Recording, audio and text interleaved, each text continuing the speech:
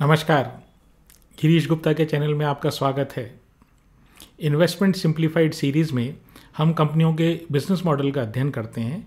हम जानने की कोशिश करते हैं कि कंपनी का कारोबार क्या है, कंपनी की स्ट्रेंथ और वीकनेसेस क्या हैं और कंपनी की भविष्य की योजनाएं क्या हैं, और वो भी बहुत आसान, सरल और सुगम हिंदी में, ताकि आप शेयर के बारे में एक इन्फॉर्म्ड डिसीजन ले सकें। तो आज जिस कंपनी की बात हम करने जा रहे हैं उस कंपनी का नाम है थर्मैक्स लिमिटेड। इस कंपनी के बिजनेस मॉडल का अध्ययन करने की फरमाइश श्री धन्वंतरी अनिल आर्य जी ने और सुनील पांडे जी ने की है। धन्वंतरी अनिल आर्य जी के हिंदी में लिखे संदेश बहुत ही अच्छे लगते हैं पढ़ने में, और एक हमारे अन्य दर्शक भी हैं, वो सिद्धार्थ शाह साहब, वो जो हैं वो भी बहुत अच्छी हिंदी लिखते हैं। तो आप दोनों को, धन्वंतरी अनिल आर्य साहब को और सिद्धार्थ शाह साहब को, मेरी तरफ से बहुत बहुत शुभकामनाएं। ऐसे ही आप हिंदी में अच्छे अच्छे संदेश लिखते रहें, और अच्छा लगता है चैनल पर जब आप हिंदी में संदेश लिखते हैं। वैसे संदेश एक कम्युनिकेशन का माध्यम है, तो आप चाहे हिंदी में लिखें, चाहे आप अंग्रेज़ी में लिखें, या आप हिंदी को रोमन स्क्रिप्ट में लिख दें, तो भी कोई फ़र्क नहीं है। संदेश आप भेजते रहें, डिस्कशन आप करते रहें।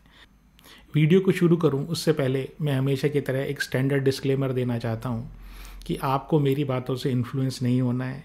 मैं सिर्फ कुछ तथ्य आपके सामने रखता हूं ताकि आप उस शेयर के बारे में एक इन्फॉर्म डिसीजन ले सकें। एक अपनी राय बनाने के लिए मैं आपको एक प्लेटफॉर्म देता हूं। आगे आप प्लीज़ खुद की रिसर्च करें और अपने फाइनेंशियल एडवाइज़र से पूछें, और तभी शेयर की खरीद फरोख्त करें, अन्यथा शेयर बाज़ार में आपको नुकसान हो सकता है। तो प्लीज़ इस बात का ध्यान रखें। बड़ा मेहनत से कमाया हुआ पैसा है, आसानी से हमें गंवाना नहीं है उसको। तो शुरू करते हैं आज की कंपनी थर्मैक्स लिमिटेड के बारे में। तो देखिए, हिंदुस्तान में पारसियों का योगदान इतना अमूल्य है कि बहुत सी पुरानी और एस्टेब्लिश्ड कंपनीज जो हैं वो पारसियों ने लगाई। तो ये भी कंपनी जो है वो भी एक पारसी सज्जन द्वारा स्थापित की गई कंपनी है, और पारसी लोग उस समय जब देश स्वतंत्र ही हुआ था तब अपने ज़माने से आगे थे। वो जानते थे कि इंडस्ट्रियलाइजेशन का महत्व क्या है और इंडस्ट्रियलाइजेशन से कैसा पैसा बनाया जा सकता है, इंडस्ट्रीज़ के थ्रू किस तरीके से पैसा कमाया जा सकता है। थर्मैक्स लिमिटेड की स्थापना जिन सज्जन ने की उनका नाम है A.S. बाथेना। उन्होंने इस कंपनी की स्थापना 1966 में की। तो उस टाइम इस कंपनी का नाम वैनसन इंडिया प्राइवेट लिमिटेड हुआ करता था। तो वैनसन क्या हुआ, एक वैनसन नाम की कंपनी थी फॉरेन की, उनसे इन्होंने कोलैबोरेशन किया बाथेना साहब ने, और दादर मुंबई से इन्होंने अपना मैन्युफैक्चरिंग शुरू किया।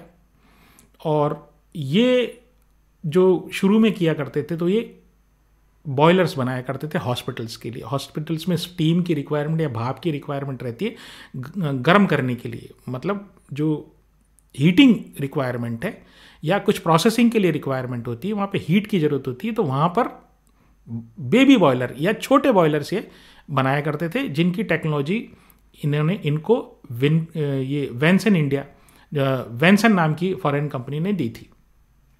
अब इसका ऑपरेशन पुणे से, इसका हेडक्वार्टर भी अब पुणे में है थर्मैक्स का। तो 1966 में इस कंपनी की स्थापना हुई और 1995 में ये इस रूप में आई, जिस रूप में अभी थर्मैक्स के रूप में आप देख रहे हैं। 1995 में इसका IPO आया था। तो ये जो कंपनी है, पहले समझते हैं करती क्या है। इतनी पुरानी कंपनी है, अब करती क्या है ये देखते हैं। देखिए, ये कंपनी अपने क्षेत्र में मतलब अग्रणी कंपनी, और इतने काम ये करती है कि मुझे खुद को ये बात महसूस हुई कि ये आधे घंटे के वीडियो में किस प्रकार इसकी जानकारी आप लोगों को सरल शब्दों में दी जाए, तो मेरे लिए भी ये सब चीज़ें चुनौती थी। और धन्वंतरी अनिल आर्य साहब ने ये स्पेसिफिकली लिखा था कि भाई उनको ये बात समझ में नहीं आती है कि थर्मैक्स करती क्या है। तो आप जो हैं, आप की कोई समस्या, कोई अनूठी समस्या नहीं है, ये इसका बिजनेस ही ऐसा है आर्य साहब, कि ये जो बिजनेस करती है ना, वो इतने तो एरिया हैं और इतने तरह के ये इंजीनियरिंग काम करती है कि आश्चर्य होता है कि किस तरह की 1966 की कंपनी आज 2025 में भी सर्वाइव कर रही है। तो ये एक इस तरह की और कंपनी है, वो है L&T। और ये जो L&T है ना, वो प्रोजेक्ट्स में, और ये जो थर्मेक्स लिमिटेड है, ये ईपीसी, इंडस्ट्रियल ईपीसी प्रोजेक्ट्स में क्या होते हैं ये मैं आपको बताता हूँ। तो पहले समझ लेते हैं करती क्या है। देखिए, ये बनाती है बॉयलर्स। अब बॉयलर क्या होता है? देखिए, इंडस्ट्रीज़ में, फैक्ट्रीज़ में जो प्रोसेसिंग होती है या कोई चीज़ बनाई जाती है, ये जैसे मान लीजिए पेट्रोकेमिकल या रिफाइनरी है, तो वहाँ पर आपको कुछ प्रोसेस करने के लिए, कुछ रासायनिक प्रक्रियाएं करने के लिए आपको भाप की ज़रूरत होती है बड़ी क्वांटिटी में, ठीक है। तो वहाँ वो जो भाप है वो बॉयलर्स के थ्रू बनती है। तो भाप बनाने का जो सिस्टम है ना, वो बॉयलर कहलाता है। अब दो तरह के बॉयलर होते हैं, एक हुआ पैकेज्ड बॉयलर और दूसरा हुआ कस्टम मेड बॉयलर। अब पैकेज्ड बॉयलर क्या है? रेडीमेड सूट जो होता है ना, आप रेडीमेड सूट लेके आते हो बाज़ार से, तो वो जो सूट होता है ना, वो तो है पैकेज्ड। मतलब आपकी सब नाप नपाई वगैरह आपको ज़रूरत नहीं है, आपको तो रेडीमेड आप जाना है बाज़ार में और वहाँ से सूट खरीद के लेके आना है। तो ऐसे ही एक बॉयलर मैंने बना दिया भाई, जिसको चाहिए, किस कैपेसिटी का बॉयलर चाहिए भाई, इस कैपेसिटी का बॉयलर चाहिए, तो आप ले लीजिए वो बॉयलर। कैरी करना आसान है, पहले से आपको बना बनाया बाज़ार में मिल जाता है, जाके सीधा आपको तो अपनी फैक्ट्री में इंस्टॉल करना है उसको। दूसरा है custom made boiler. Custom made वो जो आप टेलर से सिलवाते हैं कोई सूट, भाई अच्छी फिटिंग का हो, मेरी नाप का हो, मान लीजिए आपका साइज़ थोड़ा सा डिफरेंट हो, जो ऑर्डिनरी साइज़ में, जो ऑर्डिनरीली जो बाज़ार में साइजेस मिलते हैं वो आपकी फिटिंग नहीं आती है उसमें, तो आप क्या करेंगे, आप टेलर से जाएंगे और वहाँ से सिलवाएंगे, तो उनको कस्टम मेड बॉयलर। तो बड़ी जो लार्ज साइज़ की जहाँ रिक्वायरमेंट होती है, वहाँ पर जनरली कस्टम मेड बॉयलर्स काम में आते हैं। बॉयलर का पर्पस सिर्फ इतना ही भाप बनाने का। दूसरा क्या काम करते हैं, ये को जनरेशन इक्विपमेंट बनाते हैं। अब को जनरेशन इक्विपमेंट क्या हुआ? तो मान लीजिए आपको अपनी फैक्ट्री में इलेक्ट्रिसिटी जनरेशन की आवश्यकता है, तो आप स्टीम के थ्रू या भाप के थ्रू, कोयला जलाकर या कोई बायोमास जलाकर या आप कोई नेचुरल गैस जलाकर, ठीक है ना, वो आप स्टीम पैदा करते हैं और स्टीम से आप टरबाइन घुमाते हैं। हमने आपको ये थोड़ी सी प्रक्रिया समझाई थी हमारे सुजलॉन वाले वीडियो में। तो वहाँ आपको टरबाइन आपको घुमाना है।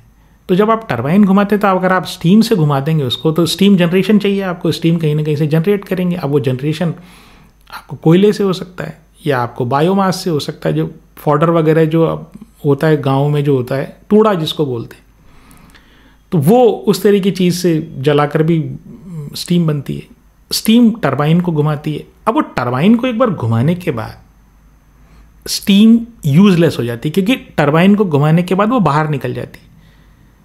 तो बिजली तो आपकी बननी शुरू हो गई, लेकिन जो वो भाप है ना, उसको आपने किससे जलाया? उसको आपने पहले से आंच दी हुई है, ये हीट दी हुई है। तो टरबाइन के पर्पज़ की वो चीज़ नहीं रही, लेकिन उसमें अभी भी ताकत है, उसमें अभी भी एनर्जी है, अभी भी गर्माहट है उसमें। तो वो गर्माहट जो है, अगर आप एनवायरनमेंट में छोड़ देंगे, उससे दो नुकसान है।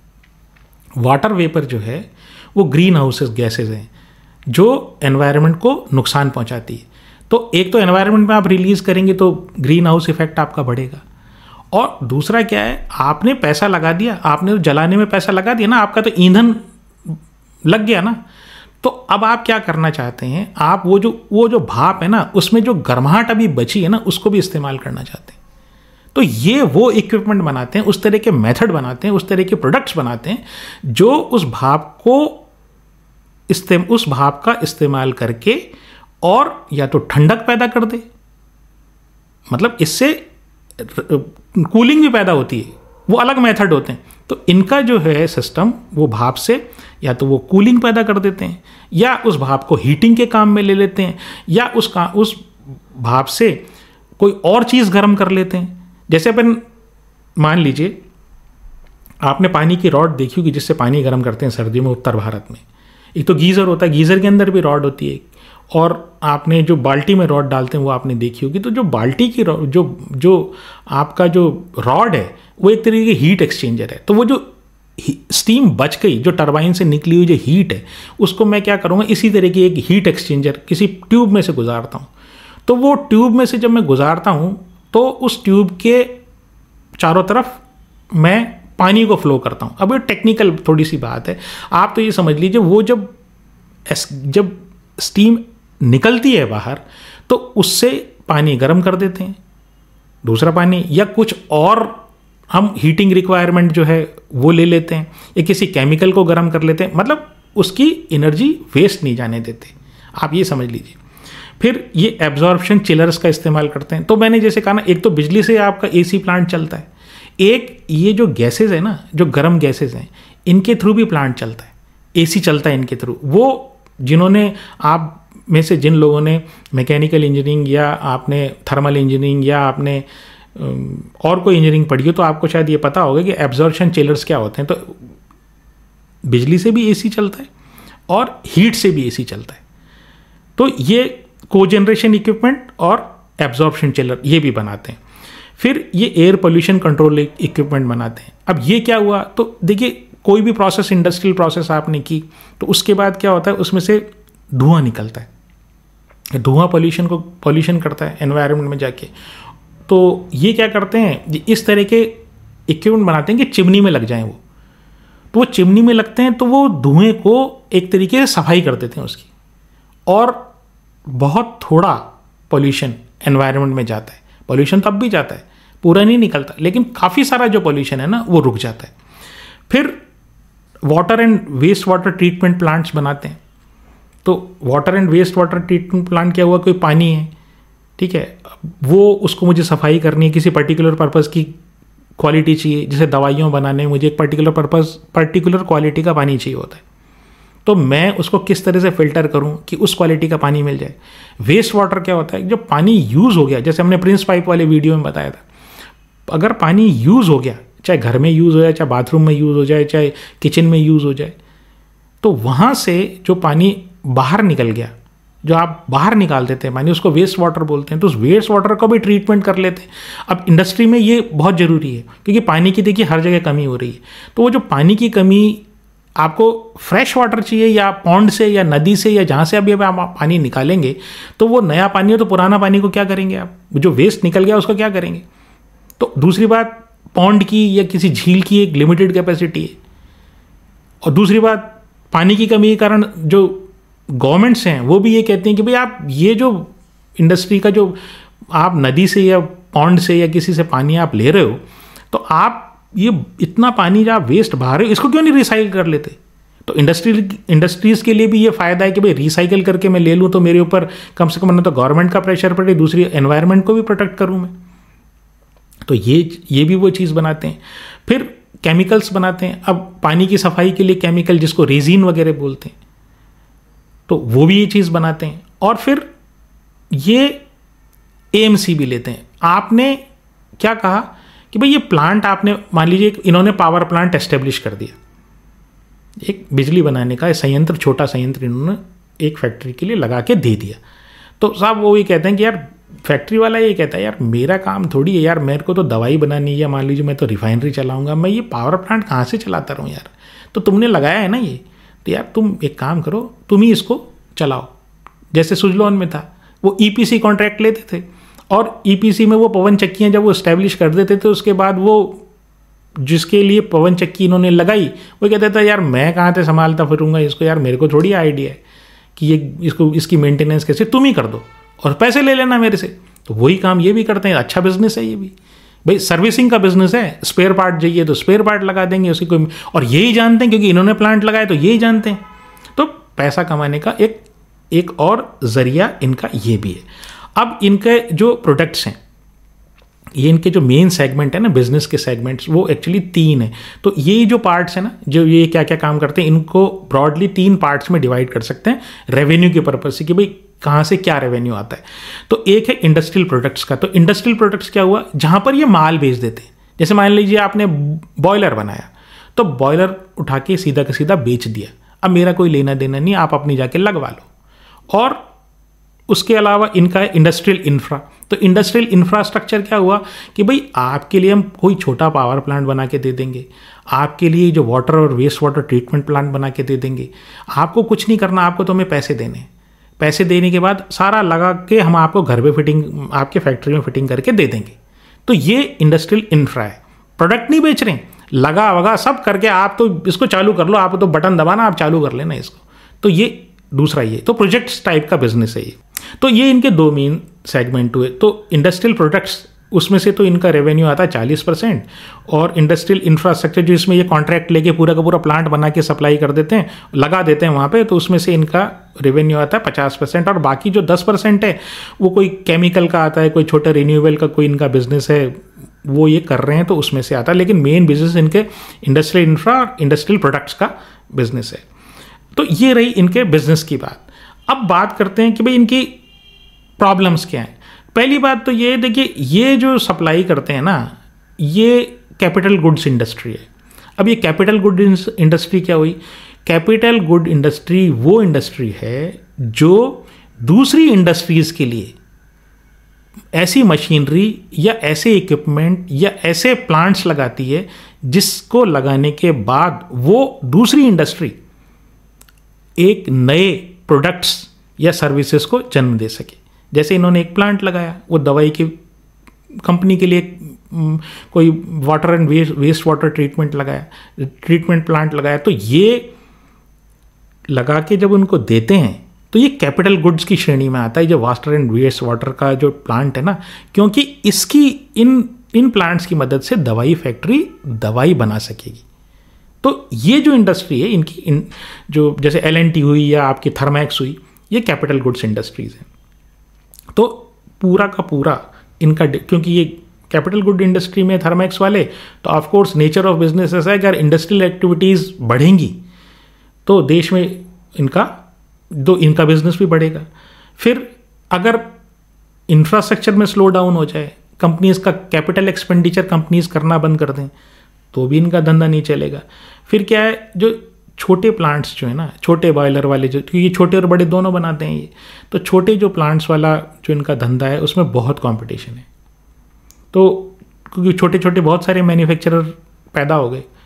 मैंने आपको इसमें पिछले कई वीडियो में भी बताया है कि जैसे जैसे टेक्नोलॉजी ओल्ड होती जाती है ना, वैसे वैसे क्या होता है कि वो नीचे छोटे अनऑर्गेनाइज प्लेयर की तरफ के पास पहुंचती जाती है, और वहाँ से फिर कंपटीशन आता है। दूसरा क्या है, इनका ये जो वाटर रिसाइकलिंग के जो प्लांट्स हैं ना, इसमें भी बड़ा कंपटीशन है। अब आप ये देखिए कि वाटर रिसाइकलिंग का जो प्लांट्स है ना, उसमें वो आयन एक्सचेंज वाली कंपनी भी, एक कंपनी है आयन एक्सचेंज, वो सिर्फ वाटर ट्रीटमेंट के प्लांट में। और लोग थर्मैक्स को याद नहीं करते हैं, लोग आयन एक्सचेंज को याद करते हैं। बड़े आश्चर्य की बात है, जबकि इस जैसी इंजीनियरिंग कंपनी आपको पूरे देश में कहीं नहीं मिलेगी। ये जो EPC कॉन्ट्रैक्ट्स लेते हैं, तो जो इनकी EPC कॉन्ट्रैक्ट वो फिक्स प्राइस होते हैं, जैसे हमने वोल्टेम्प वाले वीडियो में बनाया, तो वो ये जितनी भी ये जो कैपिटल गुड्स टाइप की कंपनीज हैं, उनमें एक दिक्कत ये है कि भाई रॉ मटेरियल की प्राइसेस बहुत फ्लक्चुएट होती है। तो ये इनका जो धंधा है ना, ये फिक्स प्राइस है। भाई कोई भी प्रोजेक्ट लगाएगा, आप भी कोई प्रोजेक्ट लगाओगे, ये थोड़ी है कि भाई यार प्रोजेक्ट मान लीजिए मुझे 3 साल में कंप्लीट करना है, तो 3 साल बाद मुझे ये बात पता लगे कि भाई रॉ मटेरियल की प्राइसेस इतनी बढ़ गई कि वो मेरे प्रोजेक्ट की कॉस्ट ही 1.5 गुनी हो गई, तो मेरा प्रोजेक्ट ही अनवायबल हो जाता है। या जो मैं प्रॉफिट एंड लॉस का हिसाब लगा के बैठा हूँ कि इतना पैसा लगाऊंगा और उससे बाद मुझे इतना रिटर्न आएगा, वो भी वेस्ट हो गया। तो ये जनरली जो प्रोजेक्ट लगवाता है वो ये कहता है भाई मुझे तो फिक्स प्राइस पे दो, अगर रॉ मटेरियल की प्राइसेस बढ़ गई वो आपकी जिम्मेदारी है। तो नेचर ऑफ बिजनेस ऐसा है कि इनको मानना पड़ता है। वहाँ पर ये इन्होंने क्या कर रखा है कि रॉ मटेरियल की प्राइसेस फ्लक्चुएट ना करें या इनसे इनको प्रभावित ना हो। एक तो ये फास्ट एग्जीक्यूशन करते हैं, भाई जल्दी से जल्दी एग्जीक्यूट कर दूँ उस प्रोजेक्ट को, ले भाई संभाल, ये तेरा प्रोजेक्ट तू संभाल कर, इससे पैसा पैदा। तो वहाँ पर क्या होता है कि जब ऐसी स्थिति आती है तो इनकी जो रॉ मटेरियल की फ्लक्चुएशन की जो संभावना होती है ना, वो कम होती है। फिर ये क्या करते हैं, ग्लोबल सोर्सिंग करते हैं। जरूरी नहीं है कि एक देश से ही मंगाएं या भारत से ही मंगाएं, जहाँ से भी सस्ता मिलेगा वहाँ से मंगा लेंगे, तो ग्लोबल सोर्सिंग करते हैं। फिर सेंट्रलाइज सोर्सिंग इन्होंने कर दी। आप देखिए मैनेजमेंट किस तरह से एक्शन लेता है अपने प्रॉफिट को बचाने के लिए। तो वहाँ से सेंट्रलाइज कर दी कि भाई आपके तो 15 तरीके 20 तरीके की बिजनेसेस हैं। तो अब सेंट्रलाइज अगर इन्होंने परचेजिंग कर दी तो एक तो बड़ी क्वांटिटी में माल आता है, तो निगोशिएशन आसान होता है। दूसरी बात क्या है कि जो आपका जो परचेज डिपार्टमेंट होता है वो एक्सपर्ट होता है, उसको सब पता होता है कहाँ से क्या माल लेना है। तो ये 2-3 एडवांटेज उसके हैं सेंट्रलाइज परचेजिंग के। फिर क्या है कि इनका जो ये क्या करते हैं, आपका कॉन्ट्रैक्ट आया, आपका किसी कंपनी से कॉन्ट्रैक्ट मिला कि भाई मेरे ये वाला प्लांट आप लगा दो, तो ये क्या करते हैं तुरंत बैक टू बैक ऑर्डर कर देते हैं। यानी इधर प्रोजेक्ट आया और इधर उन्होंने ऑर्डर कर दिया, और वो भी फिक्स प्राइस पे करते हैं। भाई सामने वाले जो सप्लायर है ना उससे फिक्स प्राइस पे कर लेते हैं, तो ऐसे भी ये हैज हो जाते हैं। ऐसे भी इनका जो रिस्क है कि भाई कहीं रॉ मटेरियल के प्राइसेस बढ़ जाएंगे तो क्या होगा, उससे भी वो फिक्स प्राइस का कॉन्ट्रैक्ट कर लेते हैं। अब इनकी स्ट्रेंथ क्या है, तो देखिए 1966 से जो कंपनी चल रही है, अब आप सोच लीजिए उसने कितने तो अप्स एंड डाउन्स देखे होंगे और कितने मार्केट साइकिल देखे होंगे। तो बड़ी परिपक्व, बड़ी ईमानदार, क्योंकि अगर ईमानदार नहीं हो तो कंपनी सर्वाइव नहीं कर सकती। कंपनी के अगर कहीं घोटाला या कॉर्पोरेट गवर्नेंस हो ना तो तुरंत सामने आ जाते हैं। तो इतने सालों में इनके कोई कॉर्पोरेट गवर्नेंस की इश्यू नहीं है और मैनेजमेंट बड़ा स्ट्रांग है, बिजनेस को अच्छे से समझते हैं। फिर क्या है कि इनका जो रेवेन्यू है ना, वो आप देखिए कितने सारे बिजनेसेस हैं इनके, केमिकल में भी हैं, फिर ये बॉयलर्स में भी हैं, फिर वेस्ट हीट रिकवरी में भी हैं, फिर ये इनके वाटर एंड वेस्ट वाटर में भी हैं। मतलब इंडस्ट्री, अगर किसी भी इंडस्ट्री की कोई भी रिक्वायरमेंट हो इंजीनियरिंग के प्लांट से संबंधित, तो मुझे लगता है ये जो है ना ये उसको पूरी कर, इनके पास इतनी प्रोडक्ट रेंज है, ये इतनी डाइवर्सिफाइड रेवेन्यू स्ट्रीम है कि वो पूरी कर ही देंगे ये लोग। अब इस डाइवर्सिफाइड रेवेन्यू स्ट्रीम से क्या फ़र्क पड़ता है, तो डाइवर्सिफाइड रेवेन्यू स्ट्रीम अगर होती है तो कंपनी के जो अप्स एंड डाउन्स होते हैं ना, बिजनेस साइकिल में अप्स एंड डाउन्स जाते हैं ना, वो कम आते तो हमेशा हैं। भाई दवाई वाली कंपनी नहीं चलेंगी तो रिफाइनरी चलेगी, रिफाइनरी नहीं चलेगी तो कोई और मैन्युफैक्चरिंग चलेगी, तो रेवेन्यू तो कहीं ना कहीं से आता रहेगा और देश में इंडस्ट्रियल एक्टिविटीज़ तो बढ़ी रही हैं। फिर इनकी देखिए 20 तो इंडियन सब्सिडरीज हैं, 20 इंडियन सब्सिडरीज हैं, मतलब छोटे बच्चे इनकी, और 20 इंटरनेशनल सब्सिडरीज हैं। 30 से ज़्यादा कंट्रीज़ में इनके सेल्स, सर्विस और मैन्युफैक्चरिंग के प्लांट्स हैं, और फॉरेन में 4 है मैन्युफैक्चरिंग प्लांट और 10 भारत में 10 है। ग्रोथ कैसे करेंगे, तो देखिए ये सोलर, विंड, बायोमास, ये 3 एरिया में जा रहे हैं। बायोमास क्या है, वो जो अपने गांव में तूड़ा होता है ना, तूड़ा, वो जो भूसा जिसको बोलते हैं, वो अपन जब ग्रेन निकाल लेते हैं फसल में से, फसल काट के ग्रेन निकाल लेते हैं तो जो फॉडर बचता है ना, जिसको कुछ पशुओं को खिलाते हैं, तो उससे वो उस तरह की चीज़, तो बायोमास, तो वहाँ से ये वो उसके लिए ये उसका पावर प्लांट बना रहे हैं, मतलब उसको जला के स्टीम जनरेट करें और फिर उससे बिजली पैदा करें। दूसरा एक बड़ा अच्छा एरिया इनका है, वो ये वेस्ट टू एनर्जी में आ रहे हैं। मतलब ये कचरा इतना सारा हो जाता है, तो गार्बेज इतना इकट्ठा हो जाता है, तो कैसे न कैसे करके उसको अपन यूज़फुल फॉर्म में, यूज़फुल एनर्जी में बदल लें। तो देखिए एनवायरनमेंट के लिए बढ़िया और कंपनी के लिए बढ़िया अगर ये सक्सेसफुल हो जाते हैं तो। अब बात कर लेते हैं कि इसकी फाइनेंशियल्स की, तो देखिए इनका आरओई कोई 14-15% है, और अगर इनके 100 रुपये की इक्विटी है ना तो 35 रुपये उनके ऊपर कर्जा है, लेकिन इतने ही ज़्यादा इनके रिजर्व्स भी हैं, इससे ज़्यादा इनके रिजर्व्स हैं। मतलब जो इन्होंने कर्जा ले रखा है ना उससे ज़्यादा इनकी खुद के पास रिजर्व्स हैं। तो ये नेट अगर देखें, नेट मतलब जितना कर्जा लिया और जितने रिजर्व हैं, तो नेट ये कर्जे में नहीं, उल्टे इनके पास सरप्लस कैश है। 10-12% की सेल है और 10-12% की इनकी प्रॉफिट ग्रोथ है पिछले 12 महीनों में, तो ठीक ठाक सी कंपनी है। अब आप ये देख लीजिए कि कितने सालों से चल रही है और किस तरह की, क्या ऐसी स्ट्रेंथ या इस तरह की टेक्निक या इस तरह की स्ट्रॉन्ग कंपनी क्या भारत में कोई दूसरी है इस क्षेत्र में। तो जो ये क्षेत्र है उसमें कोई लिस्टेड कंपनी मुझे नज़र नहीं आती इस तरह की, जितने वाइड रेंज का इनके पास है। शेयर खरीदने बेचने की कोई राय नहीं है, शेयर आप अपने विवेक से खरीदें और अपने फाइनेंशियल एडवाइज़र से पूछ के खरीदें। तो ये रही आज की थर्मैक्स की बात। अब 2 कमेंट्स में ले लेता हूँ जो हमारे दर्शकों के हैं। तो एक तो हमारे दर्शक हैं शर्मन वोहरा 6096। तो ये हमसे देखिए, इन्होंने कुछ बात ऐसी कही है जिसमें आपको ये पता लगता है कि ग्राउंड लेवल पे इकोनॉमी की क्या स्थिति है। तो देखिए, ग्राउंड लेवल पे इकोनॉमी की स्थिति इनके अनुसार वो ये है कि देखिए, इनका एक बिजनेस है छोटा सा, उसमें ये होजरी आइटम्स बेचते हैं। तो ये पूछते हैं कि भाई 12 लाख जो सरकार ने ये कहा है 12 लाख तक की इनकम छूट है, तो इसका इम्पैक्ट कब तक आएगा। देखिए, अभी तो मार्च ही ख़त्म नहीं हुआ शर्मन जी, तो इम्पैक्ट आते आते टाइम लगता है।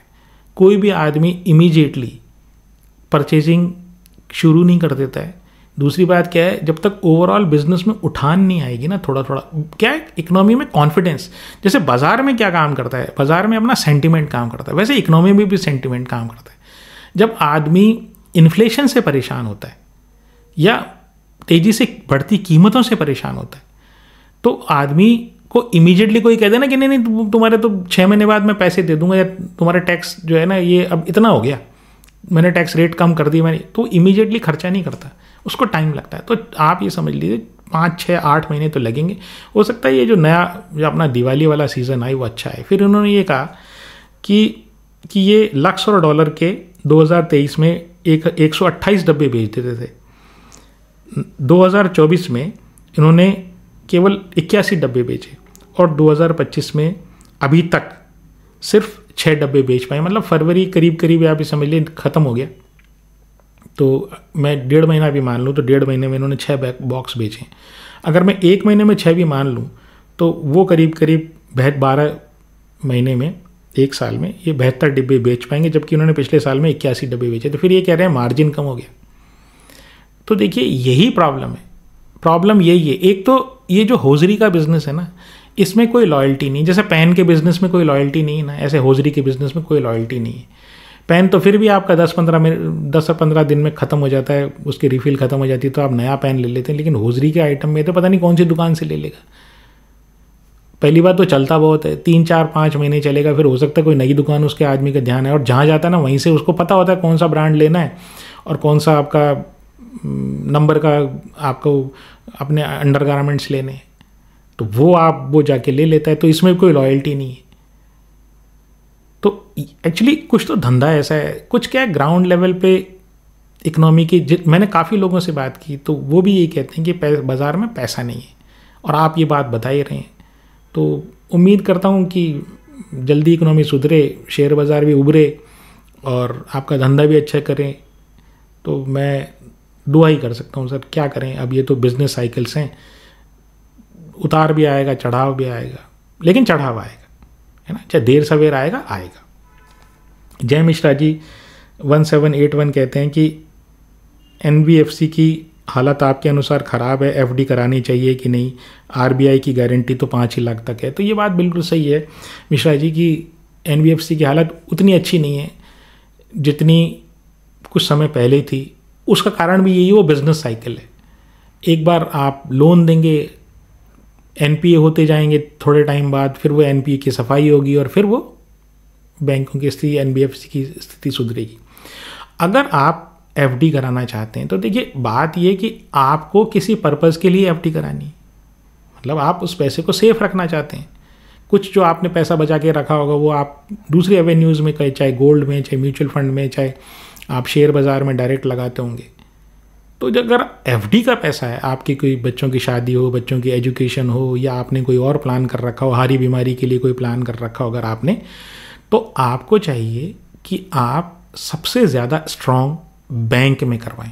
वो 5 लाख की जो आपकी गारंटी है ना, वो सही है आपकी बात, लेकिन अगर आप किसी अच्छे मजबूत बैंक में कराएंगे, अब देखिए ये तो शेयर बाज़ार से संबंधित नहीं है, तो FD के लिए तो मैं कह सकता हूँ। तो अगर आप सबसे बड़ा, हिंदुस्तान का जो सबसे बड़ा बैंक है, सरकारी बैंक SBI में, आप वहाँ निश्चिंत होकर करवाएं, कहीं नहीं जाएगा बैंक। अगर ये डूब गया ना तो हिंदुस्तान की गवर्नमेंट डूब गई, आप समझ लेना आप। तो ये नहीं होगा। दूसरी बात यह है, NBFC का मैं नहीं कहता, लेकिन हिंदुस्तान के जो शेड्यूल्ड कमर्शियल बैंक्स हैं ना, जो बड़े बैंक्स हैं, वो कहीं नहीं डूबने वाले। हिंदुस्तानी गवर्नमेंट उनको डूबने ही देगी, डूबने ही नहीं देगी। तो बेफिक्र होकर एफडी में पैसा लगाएं, छोटे बैंक में नहीं लगाएं, थोड़ा ब्याज कम मिलेगा ना। हम क्यों शेयर बाजार में डायरेक्ट नहीं लगा रहे उस पैसे को, हम उसको सेफ रखना चाहते हैं ना, थोड़ा कम मिले कोई बात नहीं, लेकिन इस पैसे को आपको अगर सुरक्षित रखना है तो बड़े बैंकों में लगाएं। ये कोऑपरेटिव बैंक और ये जो रोज हर साल 1-2-1-2-3 आपको कोऑपरेटिव बैंक और छोटे भी ब्याज के चक्कर में कि ज़्यादा ब्याज मिल जाएगा, ज़्यादा ब्याज ज़्यादा रिस्क लेके आता है। तो कोई छोटे बैंक में, कोई स्मॉल फाइनेंस में और किसी में कुछ में मत लगाएं। आप सबसे बड़े देश के बैंक, मैं आपको टॉप प्राइवेट सेक्टर 3 बैंक्स हैं, HDFC बैंक, ICICI बैंक और एक्सिस बैंक, या तो आप इनमें लगा दें। आपको नहीं पसंद आते तो मैं आपको, अगर आप एक नाम चुनने के लिए बोलेंगे ना, तो मैं आपको SBI का नाम लूँगा, क्योंकि वो गवर्नमेंट ऑफ इंडिया जितना ही सेफ है, थोड़ा ब्याज कम देगा, थोड़ा लॉन्ग टर्म एफडी में लगा दीजिए अगर आप एफडी में लगाना चाहते हैं तो आशा है मेरा ये प्रयास आपको पसंद आया होगा। अगर आपको ये मेरा प्रयास पसंद आया हो तो चैनल को सब्सक्राइब करें, वीडियो को लाइक करें, शेयर करें। आज के लिए इतना ही। नमस्कार, धन्यवाद, जय हिंद।